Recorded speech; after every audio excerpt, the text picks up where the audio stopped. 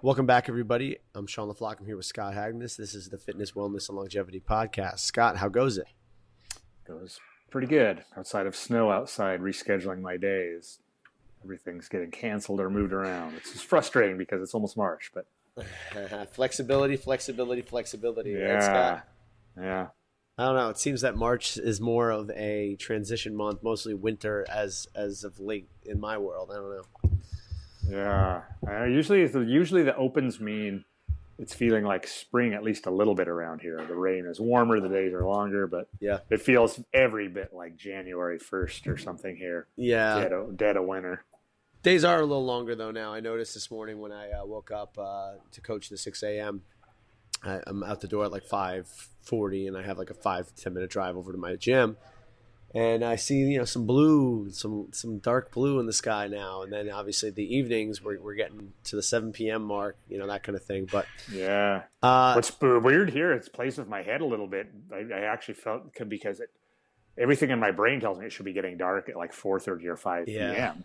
And it's staying light a lot longer. But everything about it's unusually cold.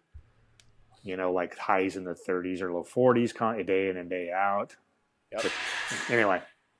So I would be remiss if I didn't let you in on where I was, Scott, and the listeners to where I was. I was actually in Belize. My girlfriend surprised me for my birthday. Well, I knew we were going somewhere, but she was like, "Listen, you just trust me, and we're gonna go." So we show up at the airport together, and basically at the ticket counter was revealed that we were going to Belize. And Belize is a country in Central America, just off of Mexico, near Honduras and Guatemala. So it's about an hour and 45-minute flight from Fort Lauderdale, which is great. I mean, the furthest north I'd be able to get is like D.C. I'd rather go the other way and get to some tropical paradise, and that's kind of where I was. So I was in the jungle for about 3 nights, unplugged. And, since then, feeling very good. Did some jungle excursions. And believe it or not, the really cool thing about Belize is that everything is grown on the island. Everything is organic, and the meat is from the island. The cow, the pigs, the chickens, and obviously the seafood is pulled out of the ocean. So it's one of the more sustainable places that you can be. Obviously, they're not. I think the median income there is like $12,000 a year, but they make the best out of it there. Wow, that is pretty amazing. Yeah, when I got your text, I was like, "Whoa, Belize!" I know. No you knew you were going somewhere, but you didn't know. Yeah. They're like, "Oh, we just work on our farm, and that's our physical labor for the day." So I completely understand that. Yeah, but yeah, I know, right? She's overall a very cool experience, and I wrapped up some stuff with my other podcast with my brother in terms of the explanation and diving into like how everything was. But what I came back to was the fact that now we're in the Open, back around again for another year of the Open. There, Scott, what are your thoughts on what the Open means now that we're 2011? This is probably what the 8th year, 10th, 9th? I believe it would be the 10th running of it, right? Something like that. 9th, 10th? Yeah. 9th year. Yes, 9th year. ninth time was, yep. No, I was off there. But yeah, interesting. Well, very unusual announcement compared to prior years. Are people still into the Open at your gym, Scott? Not that much. I mean, there are people definitely doing it, but it's lost steam certainly over the years, no doubt. Yeah, it's kind of the fad has come and gone a little bit. Yeah, I mean, we do the workouts on the weekend. Some people, like, it's another workout. I'll come in and do it. As far as people that actually want to enter and sign up and see where they stack up, it's definitely less than a few years ago. Yeah, definitely. It's just, I think the hopes and dreams of many people of making regionals and stuff are gone, and I think people are left with a sour taste in their mouth. But I think it goes back to the original reason why we do things anyway. It's like, do you enjoy it? Do you find some kind of growth and pleasure in it, or is it just for that external validation of making it to regionals? Right. Yeah, I felt like the early years, there was a big hunger because then no one really knew what it took to make the top, and there was Yeah. still that, if you were just really dedicated and worked hard, in theory, people were getting through, because there just wasn't that much competition yet, and it wasn't that refined. But once that kind of fell away, is when I saw the interest to take definitely a fade around here, and then again it faded some more after that. Yeah, absolutely. So the first workout in the open for those who are listening was a 15 AMRAP 15 minutes of 19 wall balls and 19 calories in the rower. Scott, when you first heard that, what were your thoughts? Well, we have just definitely a high aerobic power test. I liked its simplicity to execute. Yep. And relative simplicity to judge as well. Mm-hmm. And I tend to like simple tests in a lot of ways. So, I enjoyed the odd number of 19s in some little manner as well. I mean, we do 21. I mean, why can't we give 19 a little love once in a while? I know. It's a very good point.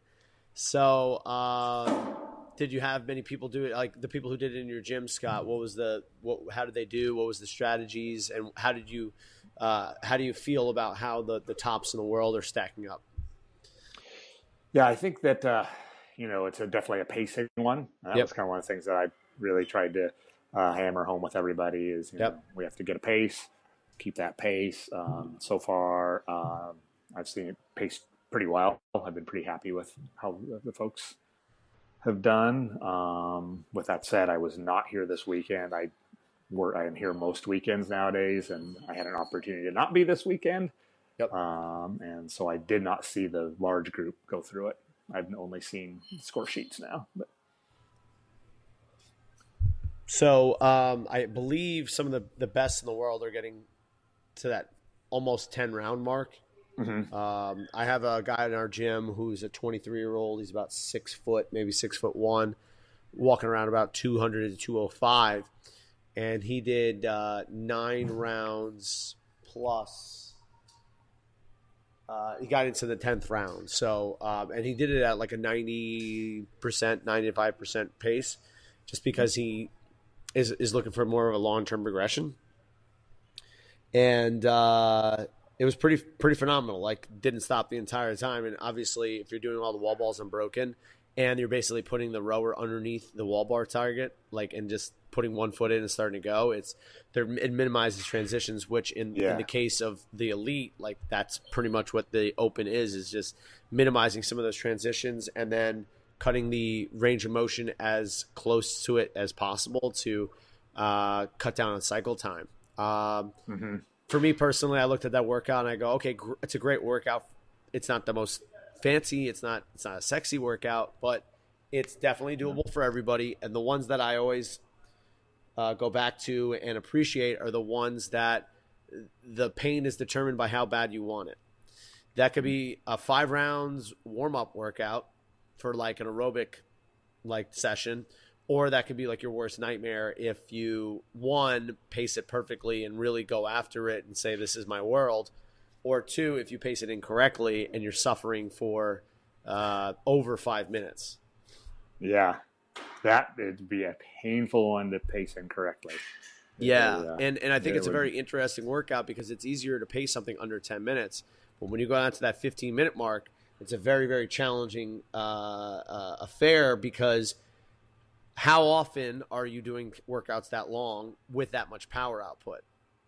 So it really, if we look at aerobic power, MAP interval type trainings, this would be like 5-minute AMRAPs of very high power output, done at a sustainable pace progressively over time would prepare you for something like this.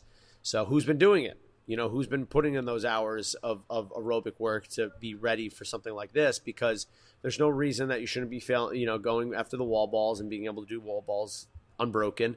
The cycle time is relatively fixed, so it's not like anybody's saving time there. It's more about who's holding that 1,300 calories per hour plus and being able to get off and get on and keep going. Yeah, that is a very good point, because wall balls are relatively fixed. Yeah. The only thing you can do to make them slightly faster, as you mentioned before, is make sure you're not squatting an extra inch or two every rep. Yep. Don't get no repped, but hold it close to the line. And then outside of that, you can't race gravity. Can't speed up gravity, I mean. So, yeah, in and out of the rower and just holding a pretty high pace on that calorie on the row is about all you can do to separate. Exactly. The interesting thing also for female athletes is that the fact that it's a 9-foot target, so the range of motion is cut down just a little bit. So even though they are probably slower on the rower just because their body weight isn't quite as much, they are also kind of maybe cutting down the range of motion by a foot in both directions. So it's a foot less up and it's a foot less down. Mm-hmm. So, so it's just some things to think about. I think Sam Briggs, I believe she did some ridiculous scoring at 9 rounds. And for a female, that's just stupid. She was probably holding, the 1,200 calories per hour mark for a female athlete who weighs about 135 pounds, which is just ridiculous. Yeah. She's cooking. Crazy sustained output. Yeah. Yeah.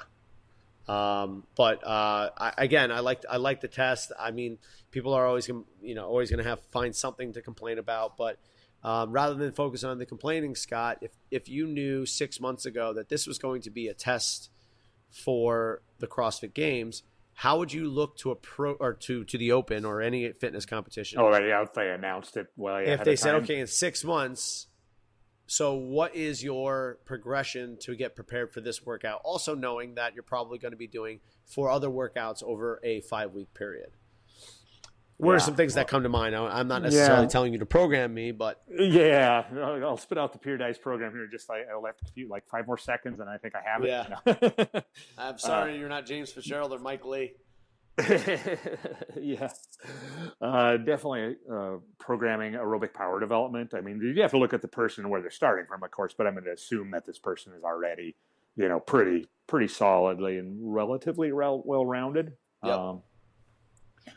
I mean, I would use the specific movements in various formats, building volume, for sure. Various increasing AMRAPs at various paces to build it, and probably look at muscular endurance protocols a ways out from it as well. Make sure we have oxidative fibers on board and ready to go.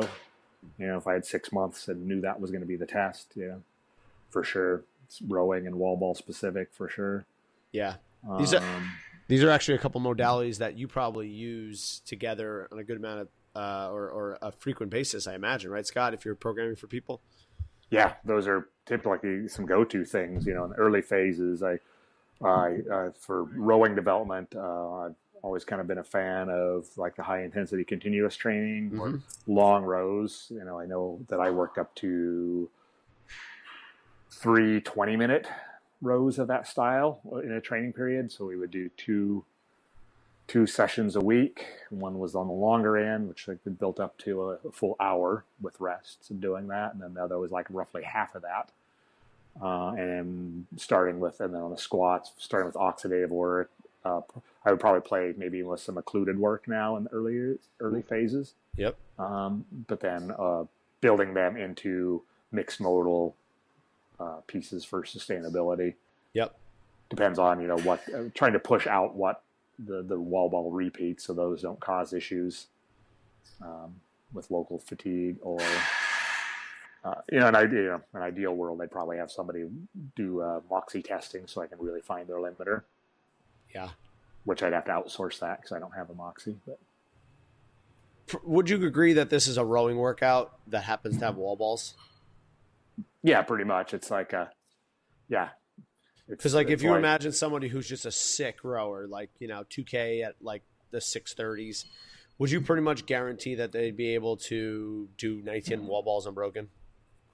I would think they should be able to do wall balls unbroken just fine. Yeah. Yeah. So I mean, essentially, what you're trying to do is prepare somebody through aerobic power development specific for this modality, right? Yeah. And then diving deeper into it, like what is the limiters of aerobic power for this individual?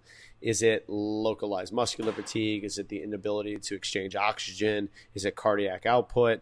And then that is, I guess, what the assessment phase would be for that individual prior to that 6-month phase, right? Right. You've got to figure out which of those things is the limiter, and then kind of build accordingly. Yeah. And then also assessing in terms of the essence of the athlete, what needs to be actually done. Is this person more sustainable? Is this person more of a high power person where they actually need to be, or high power where they need to be taught sustainability? Or is this a person who's so conservative that they've psychologically beat themselves into thinking there's no way I can do that, because if I go over that just one tick, then I'm done. Right. Going back to kind of what we talked about last time about how the psychology of sport prevents us from going to places that we don't really want to go.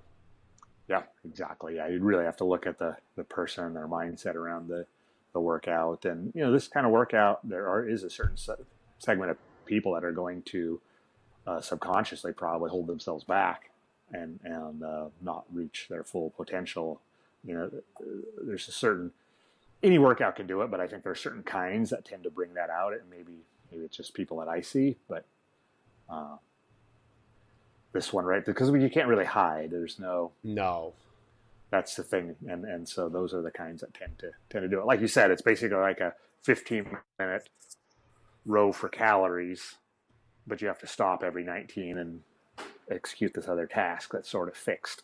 Yep, and obviously there becomes the skill of transitioning. Like, can you do that properly? And how efficient is your setup? Mm-hmm.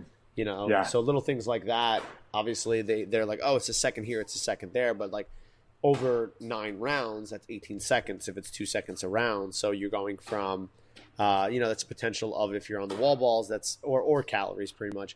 That's I would say if you do 18 seconds, we're talking about anywhere between 6 to 8 reps improvement over those 18 seconds. So I did it on Friday. I'm just doing it for fun for the Open. I think the last time I did my wall ball was my birthday in February, or February 9th. And then I really haven't been focusing as much on training, just kind of getting the workouts in as I can. And then I took a week or a few days off to go to Belize and came back with like a sinus infection. So I did it on Friday. I was able to knock out 8 rounds, pacing over the last, this is old hat, baby. This is something that we've done a million times before. I know this is going to feel. I know I'm not going to bonk. I know if I just hold that rower around 1100, et cetera, I'll be able to do it. I didn't do a fancy setup. I probably could have saved an extra 20 seconds there and gotten maybe 5 to 10 more wall balls or something like that. But it was more of just kind of getting into the workout, having fun, enjoying community, and suffering with some other people. So, I was happy with that. And that's, I think, something I kind of set a goal for and was able to accomplish. So I felt good after that.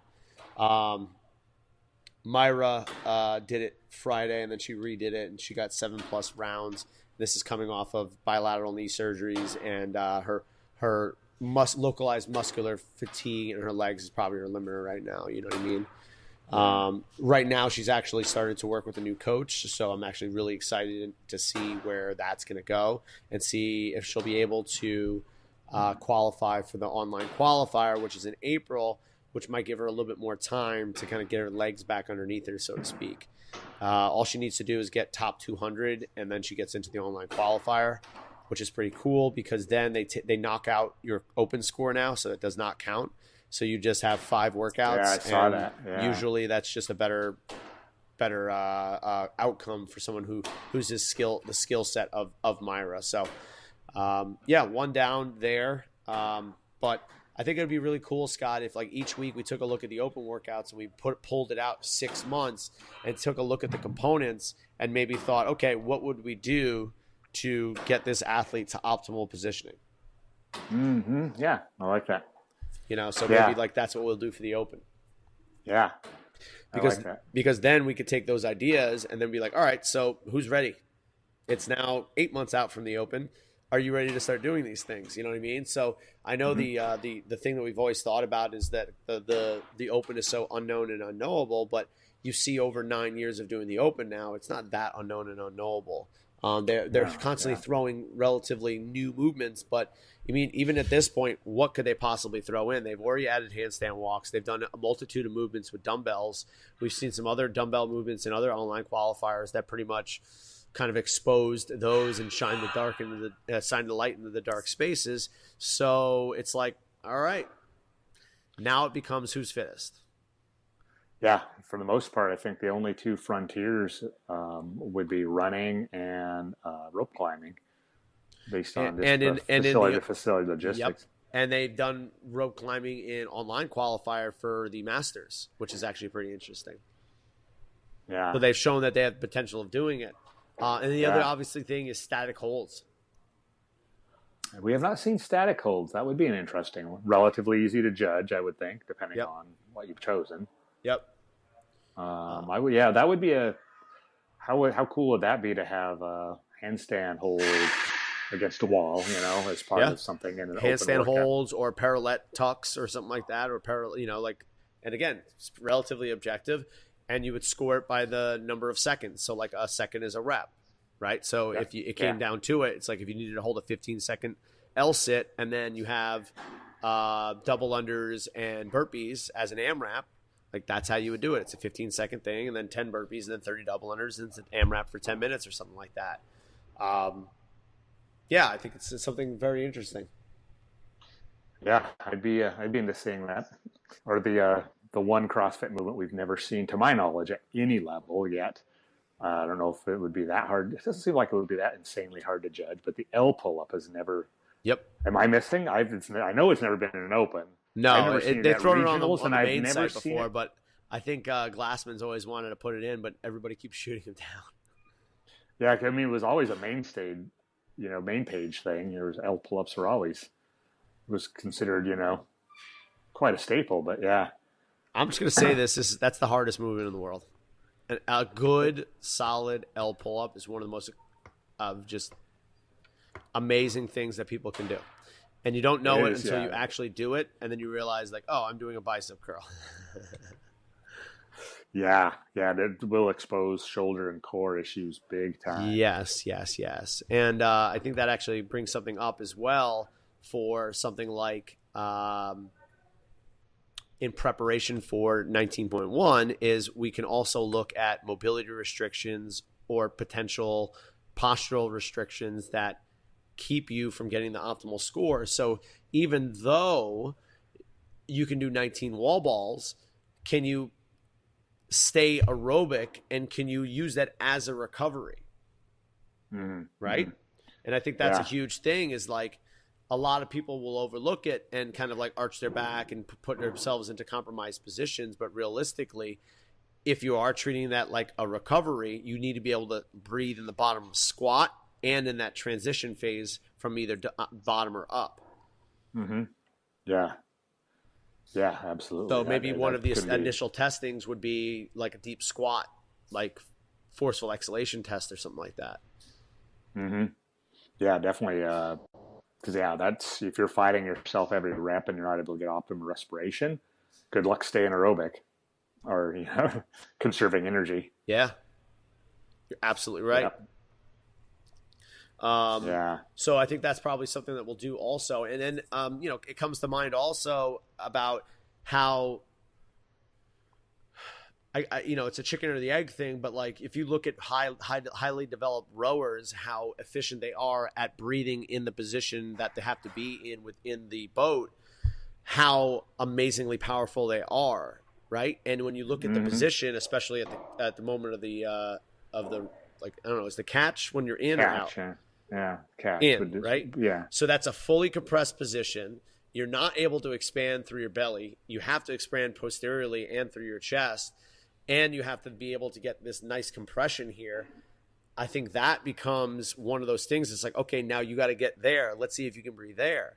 And if you can't, maybe that's the reason why you can't keep your stroke rate over 28, because you're not able to actually breathe during the exercise. You have to pause either on that finish, or during the recovery, you have to actually stop to breathe. And I actually see that with a lot of athletes that I've seen thus far in this workout. Good point. Yeah. Yeah, if you have to, you're limited in where you can take a breath, and that's a big issue. Yeah, I mean, you basically do the workout with a snorkel on or one of those altitude masks. Yeah, exactly. Self altitude mask. Yeah, Yeah.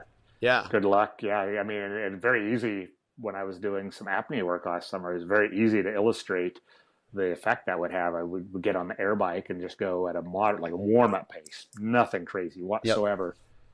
And then hold your breath on the exhale. And it doesn't take more than 10 seconds, and all of a sudden your legs go lactic on you. Wow. Okay. Or after, maybe not right when so it would hit a few seconds later, but you would feel like you had just done a short sprint to some degree. Yeah. And all of us that have been in the game a while will recognize, I just redlined myself at a warm-up pace. Yep. Or, to touch the very edge of it. So that's basically happening. So you're using that as a tool to show people like, yo, your breathing is super, super important. It's not about the effort or technique quite as much. It's about actually being able to get air in and out. And this will show you what happens when you're not getting air in and out. Yep. Yeah, you're, not oxygen saturation at muscle drops, and there you go. There's that familiar feeling, Got it. Very interesting. Very interesting. Yeah, good one. Give it a try sometime when you get I'll have to, and I might put some more people through it just to kind of illustrate what we're talking about, because it's hard to find ways of displaying importance of this stuff and getting buy-in. But if I'm like, okay, let's just take a nice big exhale and now go easy for 10 seconds, 20 seconds, and let's see how long we can go and what the actual result is, right? Yeah, and not so much feeling, the obvious, you'll want air, but just what do your legs feel like when you do that? What do my legs feel like? Maybe not immediately, but maybe like 10 seconds or so. And it's kind of the same wave, like you've hopped on the Airdyne and gone crazy for 20 seconds, right? And you get off and you feel okay-ish for a moment, and then the wave kind of hits you, Yes. That's what you're getting a touch of. It's not the same thing. It's just a little bit, it takes a few seconds. Yeah, you're absolutely right. So I'm excited to kind of see what more of the Open has to come. Obviously, this was a bigger athlete workout, but you know that the handstand push-ups and the chest to bars are coming.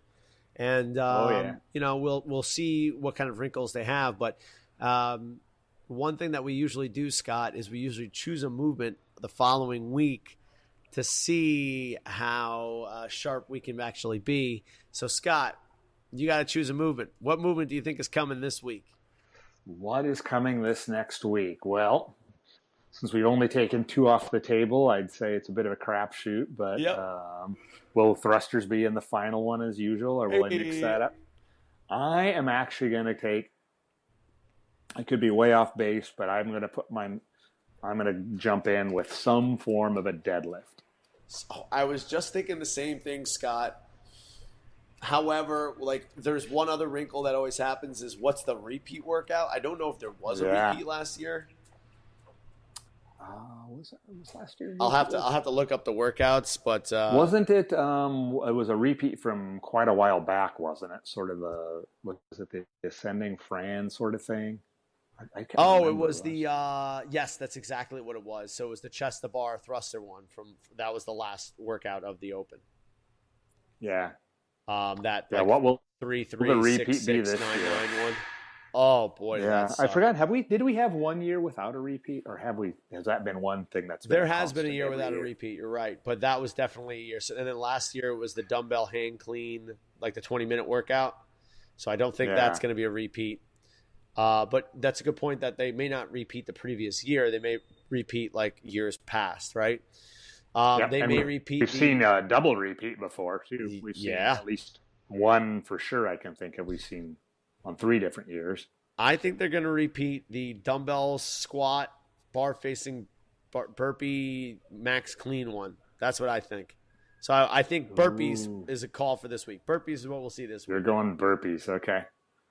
Going with burpees. Okay, and I'm sticking to it.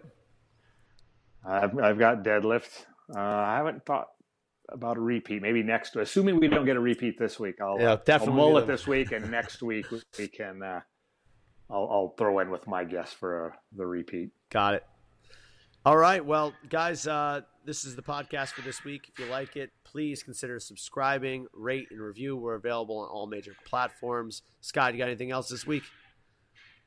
No, I'm going to go scrape snow off my car. And, man, it's 83 degrees outside right now where I am. If you want if you want to reach me, you can get me at Sean@CrossFitDohertyBeach.com. And I am Scott Hagnes, Scott@CrossFitPortland.com. Scotty, take care, brother. We'll talk to you next time. Take care. Yeah, we'll talk to you next week. Later, dude.